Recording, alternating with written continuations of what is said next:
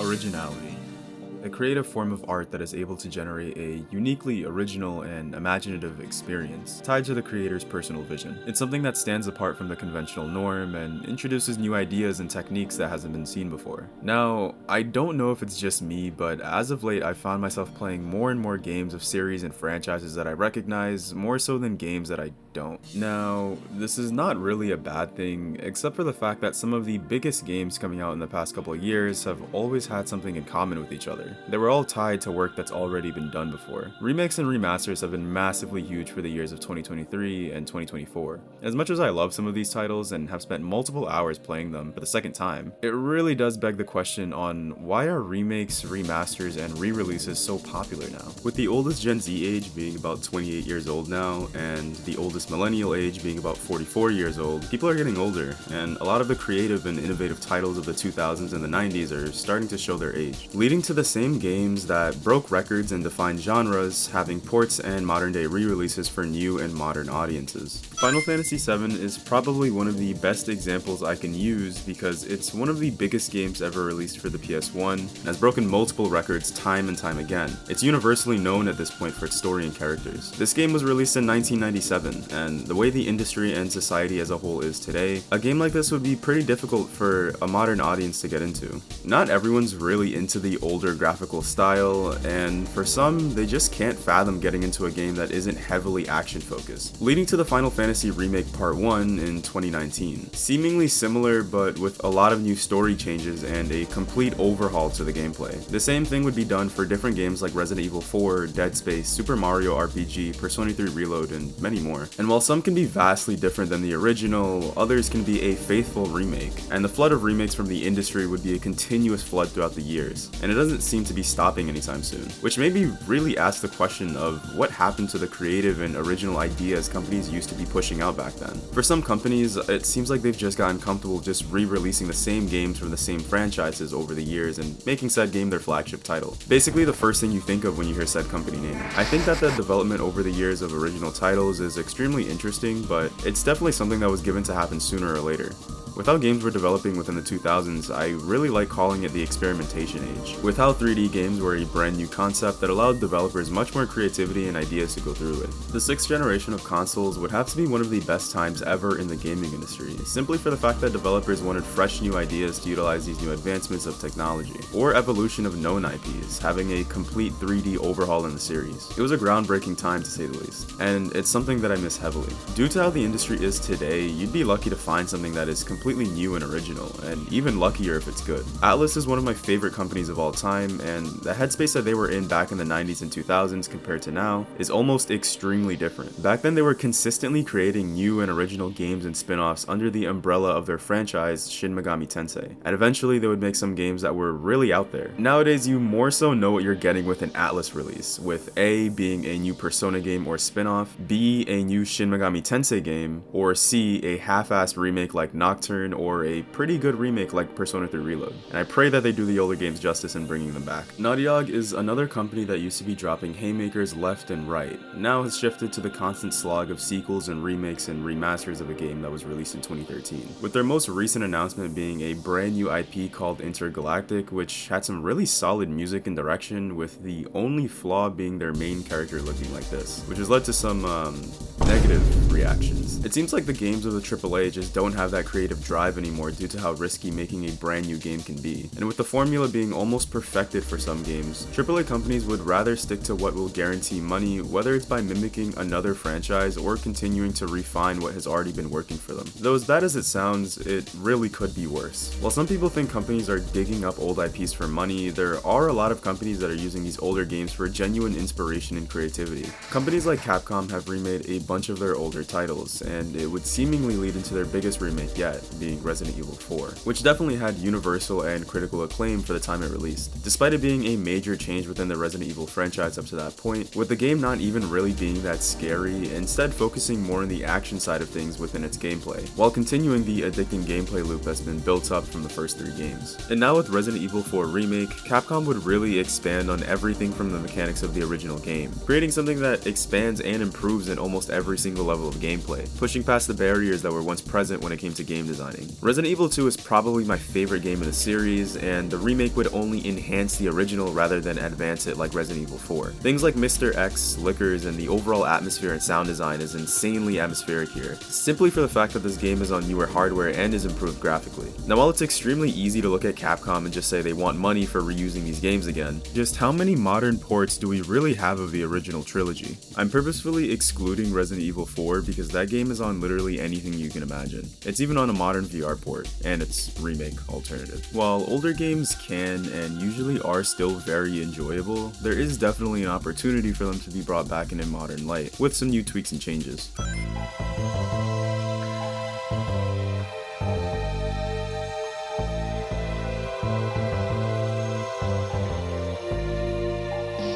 Persona 3 is a game that means a lot to me and is also one of my favorite games of all time. It's also the first Persona game to completely change the series and also the genre at the time it released. It introduced a lot of new mechanics while also having one of the most relatable and striking themes ever, being the concept of death and what it means to live. Despite the game being praised a lot at the time it released, there were definitely a lot of apparent flaws with the game. One of which would be how the gameplay does not play like your typical JRPG, and it would include a feature where you can't really control your party members, and you would instead have to plan out how your AI party members would play. It can definitely be a little frustrating if you're first getting into this game, and I definitely understand why some people didn't vibe with the whole system a lot. It did have to grow on me, to be honest. But overall, I did realize just how unique and fun this kind of gameplay is, and while it's definitely nowhere near perfection, the gameplay would actually contribute a lot to the game's themes in a very interesting way, showing that you can't control anyone other than yourself and your own actions. And as the leader of the group, all you can do is direct them towards making good decisions.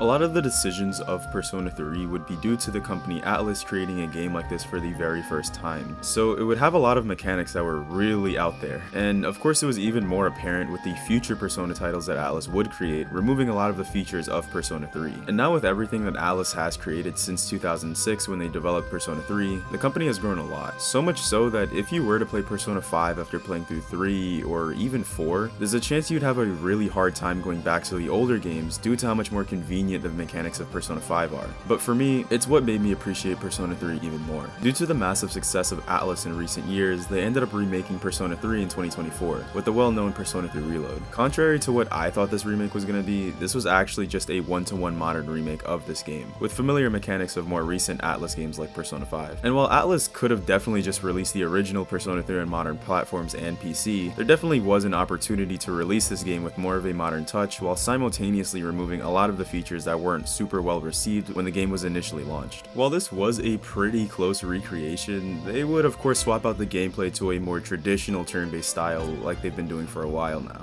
And alongside that, make some interesting changes within certain cutscenes that I don't really think was the best. While the argument of Persona 3 Reload is not an original title, and that time could have been used making something like Persona 6 can be applied to this game, Persona is only getting bigger by the day, and people are definitely going to want to experience the older titles. Atlus as a company is also nowhere near the same position they were in the early 2000s, and their most recent game, Metaphor ReFantazio, is a culmination of all the big Atlus games that the company has made, seamlessly fusing a lot of the core mechanics into one new original game. The game also sold 1 million copies in 24 hours. At the time the company made Persona 3, they were actually about to go bankrupt, and they genuinely thought that Persona 3 would be the last game that they make. Porting Persona 3 to a modern audience wouldn't have done the same numbers that the remake dished out, and also seeing this game slightly reimagined has done wonders since the soundtrack got a complete overhaul with a new singer and updated graphics. While this is more on the traditional side of remakes, I do really appreciate this for what it is, and personally I don't know if I would exactly prefer the remake over the original, but at least I can always go back to the original if I want to,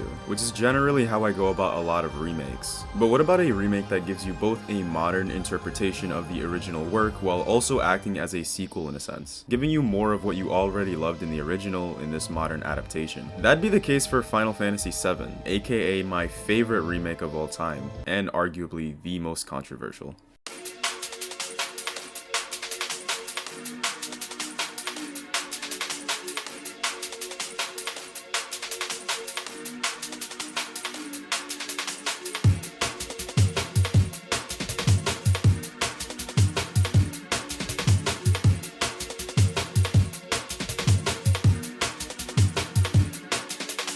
Final Fantasy VII Remake is one of my absolute favorite games that has come out in recent times, and one of the best remakes I've ever had the chance of playing. While essentially remaking the classic PS1 JRPG, it also acts as its sequel in a sense. Having a one-to-one recreation of the original while also expanding and adding on almost everything that the game started initially. And as someone who hadn't played the original at the time of the 2019 remake release, I did the unthinkable and went back to play the original first, in its unplayable state. That, and it was also a PlayStation exclusive at the time, and after realizing that this was only part 1 of the remake, I wanted to fully experience the whole story before it came to PC. As Square Enix just seemingly wants to make Final Fantasy VII its own series at this point with the amount of content drops surrounding the world, it's extremely easy to write off the fact that they're making a trilogy remake as an easy cash grab. And as it is their most popular Final Fantasy game, and one of the most popular games they've ever made, it's definitely a safe bet that these games will generate a lot of cash. But people do need to wake up to the reality that the original Final Fantasy VII is 28 years old, and the groundbreaking achievements in graphics and gameplay aren't going to be so striking with a modern audience. And with how much exposure this game alone has had within the last 3 decades, it would only make sense that people would want to go back and experience the original story, only for them to play a dated product that's definitely created for the technology of its era. I don't hate or dislike anything about the original PS1. I played it on my computer, and I still had an amazing experience and was blown back by the story that still holds up impressively well today. But not everyone wants to play through something that looks like this, and I get it. And that's not even mentioning how slow the combat can be with the extremely long animations. I mean, even for the PS1, Final Fantasy 8 and 9 outshine 7 a lot graphically. And while the original still retains its charm, it'll always come with its limitations. Revitalizing a story in something that looks a little more modern really does wonders for those who want to experience the story again, or experience the story for the first time. I feel like justice isn't even the words that can be used for this remake visually, because this game is one of the best looking games I feel like I've ever played. Everything about the game is beautiful and detailed while staying true to the original source material. No weird character changes, no alterations to design, besides a few minor tweaks, just a full graphical recreation. And everything from the start of the game was almost perfectly recreated from the original, until you meet the man himself. In the original, Sephiroth was built up before Cloud met him. You would meet Sephiroth sometime within the first 6 hours of the game, and now with the remake, you would actually meet Sephiroth within the first hour of starting the game. While this caught a lot of controversy initially, I feel like the change itself generally wasn't that bad. Sephiroth isn't a mystery anymore, and I think everyone, whether they know about this game or not, knows that the big bad antagonist is Sephiroth. So the idea of building him up like the original just wouldn't work as well as it initially did, and that's perfectly okay. I think trying something new with a remake is perfectly fine and normal. In part 1 of the remake, they would have mysterious ghosts that fly around and mess with the characters, and while this can look confusing initially, you would soon realize that whenever the plot were to deviate from the original story, the ghosts would come back in and set everything back on track, only to finally end them towards the end of the game, allowing for the future to have endless possibilities, aka the next 2 remakes. Say what you want about the story, but with how well known the events of the original is, I feel like it's completely understandable for the devs to want to change some stuff around this time. There's also a lot of the reoccurring team from the original title working on the remake, and with how popular the original game came out to be, it's only natural that they would want to do a remake of this beloved title justice, and offer an ambitious reimagining of the title. I have no idea on what the future holds for the last entry of the remake. The second entry, Rebirth, was beautiful and didn't deviate as much as I initially thought it would. It just changed around some of the events. The changes of the remake would also understandably be displayed with the combat of the game. Turn-based was what Square Enix was semi-known for when it came to their games at the time. Final Fantasy didn't have a non-turn-based game until Final Fantasy XI, which used real-time combat and came out in 2002. It also didn't really sell too well, and at least at the time of release, people weren't really a big fan. More recently, the games that they have been working on are a lot more action-based, with Final Fantasy XVI taking a Devil May Cry approach to their combat. The Square Enix developers that worked on Final Fantasy VII has worked on a lot of other titles since 1998, and growing not only as a game developer but as a person makes it really hard to not have your experiences reflect in your future titles. So it only makes sense that they would want to go all out in reimagining one of their most successful titles, being Final Fantasy VII. And instead of cloning the exact same product with minor changes like graphics, opting to this whole new story and perspective is very admirable, especially since, again, what was revolutionary back in 1998 is no longer revolutionary now. And with this remake possibly being their only time to redo certain things about Final Fantasy VII, it would only make sense that they'd want to go all out and evolve certain concepts that started in the classic. Personally, and I say personally very strongly because this may not be something that everyone will agree with, but remakes can and should 100% 100% be an outlet for the developers to reimagine their product, either that be in gameplay, character, or story, or all three, and should really be encouraged if they do choose to go through with a possible reimagining. And even if the remake's ideas don't stick well and are universally disliked, the idea of possibly exploring new themes and ideas to enhance the game for returning players is never a bad choice. And again, the original will always be here for us. Most of the time.